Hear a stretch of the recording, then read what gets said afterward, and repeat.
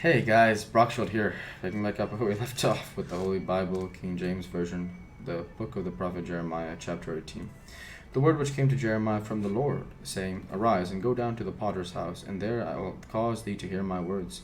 Then I went down to the potter's house, and behold, he wrought a work on the wheels, and the vessel that he made of clay was marred in the hand of the potter. So he made it again another vessel, and it seemed good to potter to make it.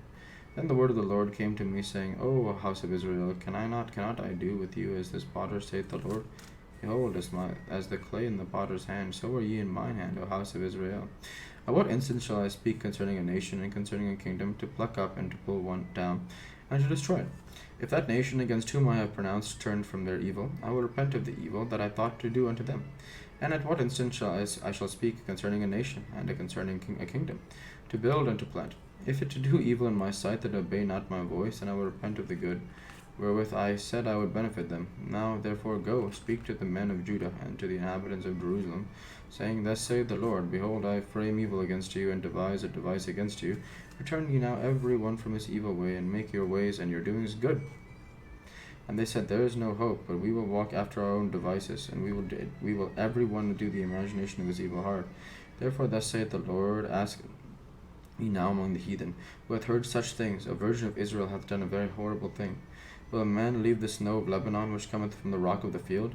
Or shall the cold flowing waters, but that come from another place, be forsaken?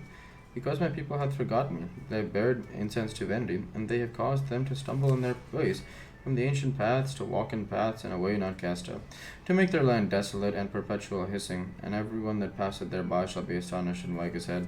I will scatter them as with an east wind before the enemy, and I will shew them the back, and not the face, in the day of their calamity. Then said they, Come, and let us devise devices against Jeremiah, for the law shall not perish from the priest, nor counsel from the wise, nor the word from the prophet.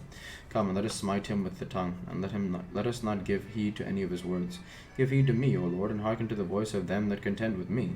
Shall evil be recompensed for good? For they have digged a pit for my soul. Remember that I stood before thee to speak good for them, and to turn away thy wrath from them. Therefore deliver up to their children to the famine, and pour out their blood by the force of the sword.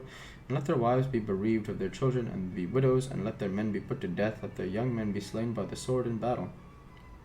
Let a cry be heard from their houses when thou shalt bring a troop suddenly upon them, but they have dug a pit to take me, and hid snares for their feet. Yet, Lord, thou knowest all their counsel against me to slay me. Forgive not their iniquities, neither blot out their sin from thy sight, but let them be overthrown before thee. Deal with them in the time of thine anger.